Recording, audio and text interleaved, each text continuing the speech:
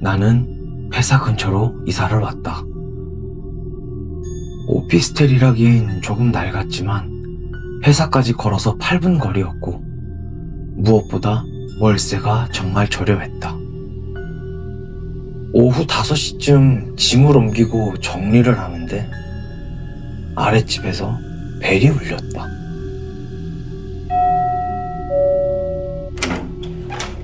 문을 열자 40대 초반쯤 돼 보이는 남자가 서 있었다.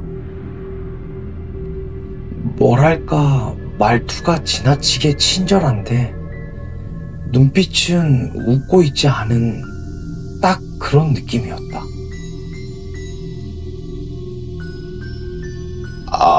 안녕하세요. 위층 새로 오신 분이시죠? 네, 방금 이사 왔어요. 남자는 괜히 집 안쪽을 힐끗 보더니 낮게 웃었다. 그럼 앞으로 잘 부탁드리겠습니다. 저는 아랫집 301호 사는 사람입니다. 그 말투, 그 눈빛이 이상하게 불편했다. 하지만 이웃이니 대충 웃으며 인사를 하였다. 그날 밤부터 아랫집 남자의 이상함이 시작되었다. 다음날 아침 출근을 하려고 문을 여는데 바닥에 무언가 있었다. 택배도 아니고 광고지도 아닌 조그만 투명 비닐봉투 하나였다. 안에는 머리카락 몇 가닥이 들어있었다. 나는 소름이 끼쳐 바로 버렸지만 혹시 모르고 떨어뜨린 걸까? 라고 생각하며 억지로 넘겼다. 그런데 그날 오후 퇴근하고 돌아와 보니 집 앞에 또 투명 비닐봉투가 있었다. 이번엔 내가 어제 저녁 신고 나간 양말 한 짝이 들어있었다. 집안을 다 뒤졌지만 분명히 그 양말만 사라져 있었다. 누가 내 집에 들어오나? 잠금 장치를 확인해 보려는데 복도 CCTV 위치가 문 앞과 살짝 비껴 있었다. 내가 착각하고 있는 건가? 나는 불안했지만 근거가 없으니 신고를 할 수 없었다. 그렇게 이사를 한 지 4일째 되던 날이었다. 새벽 1시쯤 되었나? 천장에서 이상한 소리가 들렸다.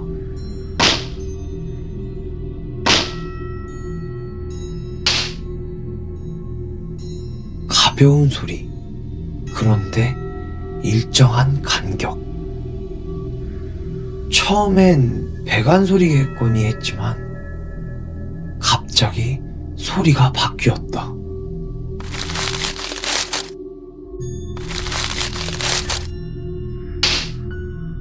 마치 누가 막대를 천장에서 끌며 긁는 듯한 소리였다.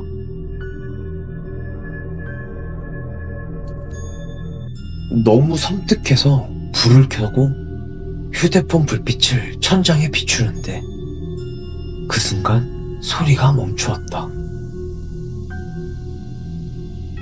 다음날 나는 집주인에게 연락해 천장 점검을 요청하였다. 집주인은 천장을 확인하고 내게 말하였다.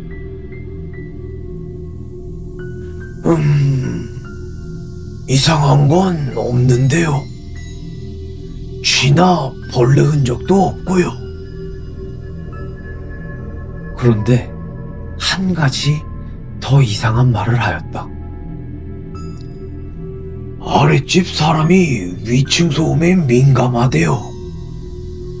혹시라도 조용히 좀 다녀주시고. 아, 맞다. 집주인은 뭔가 깨달은 듯 말하였다. 근데 요즘 아랫집 사람이 윗집에 대한 얘기를 자주 하더라고요. 아주 자주요. 나는 그때부터 뭔가 잘못됐다는 걸 직감하였다. 며칠 뒤 새벽 2시, 벨이 울렸다.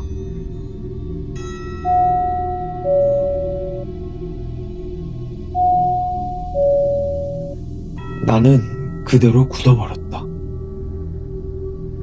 문 너머로 목소리가 들려오기 때문이었다.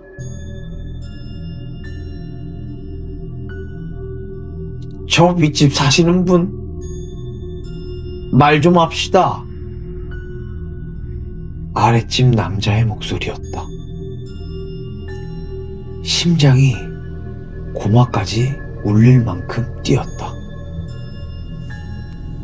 나는 숨을 죽이고 가만히 있었다. 문 열어주세요. 저 아랫집 사는 사람입니다. 같은 건물 주민끼리 대화도 못하나요? 나는 끝까지 대답하지 않았다. 그 순간 남자가 갑자기 조용해졌다.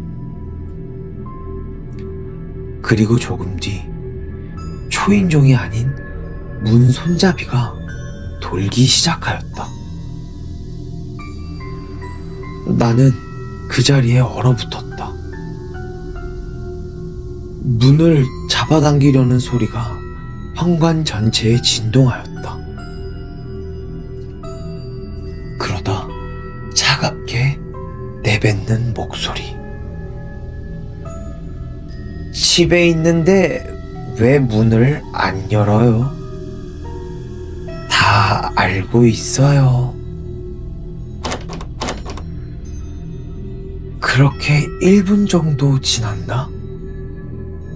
아무 일도 없던 듯 발걸음 소리가 아래층으로 향하는 소리가 들렸다.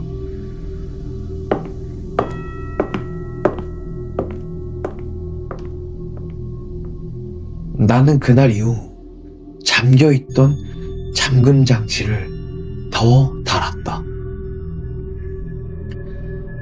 나는 도저히 불안해서 견딜 수 없어 관리실 복도 CCTV를 보여달라고 했다. 관리인은 불편해하면서도 나에게 CCTV를 확인시켜 주었다. CCTV에는 새벽 2시 정각에 아랫집 남자가 내 문 앞에 서 있는 모습이 찍혀 있었다. 이 남자 여기서 뭐 하는 거지?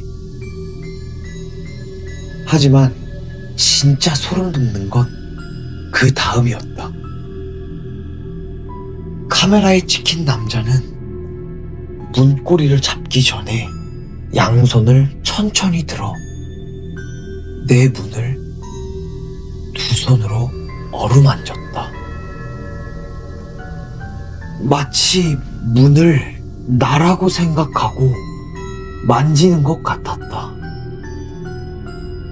그리고 말을 하였다. 열어줘. 관리인은 얼굴이 굳었고 나는 그냥 CCTV 화면을 바라만 보고 있었다. 이내 나는 고개를 떨군 채 말하였다. 이거 경찰에 신고할 수 있죠? 관리인은 내게 이렇게 대답하였다.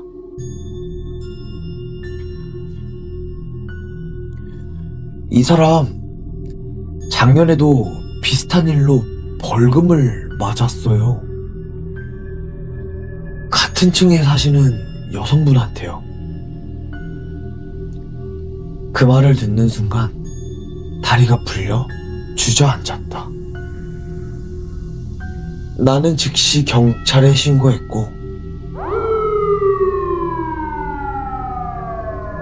경찰차가 와서 경고 조치까지 해주었다.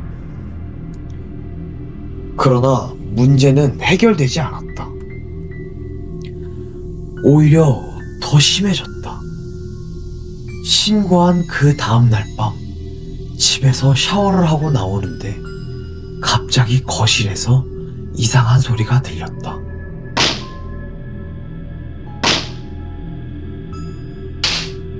처음엔 집이 오래돼서 나는 소리라고 생각했지만 소리가 계속 이어졌다.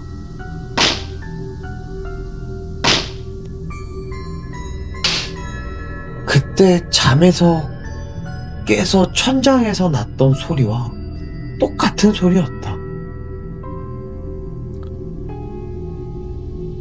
마치 누군가 바닥을 손바닥으로 튕기는 듯한 소리,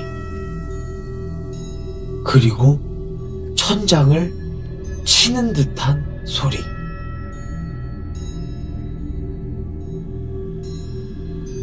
나는 숨을 멈추고 거실로 조심스레 걸어갔다. 그리고 거실 커튼 아래에 숨어있는 신발 한 짝을 보았다. 그건 내 신발이 아니었다. 남자의 운동화였다. 나는 그 자리에서 비명을 질렀고 곧바로 집을 나와 경찰에 신고를 하였다.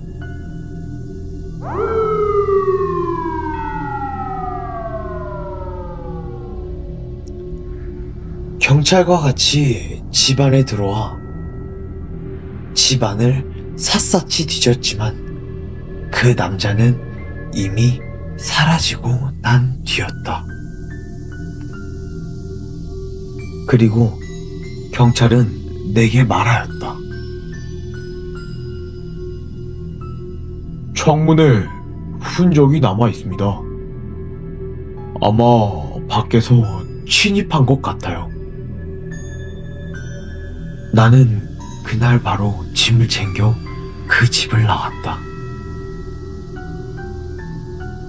그날 이후 경찰은 조사 끝에 범인을 찾았고 범인은 역시나 아랫집에 사는 그 남자였다. 경찰은 남자를 스토킹 및 주거 침입 혐의로 체포하였고 남자 집을 조사하던 중 내 머리카락과 신발 등이 발견되었다. 그 남자는 경찰 조사에서 이렇게 말했다고 했다. 문은 생각보다 쉽게 열려요. 지금도 가끔 문 손잡이가 돌아가는 소리를 들으면 그때의 트라우마로 인해 심장이 미친 듯이 뛰곤 한다. 현재 이사온 집은 다행히 그런 일은 없지만 아직까지 그때만 생각하면 소름이 끼치고 다리에 힘이 풀려 주저앉기 일쑤였다. 혼자 자취를 하거나 집에 혼자 있는 시간이 많으신 여성분들은 이 영상을 통해 꼭 조심하시길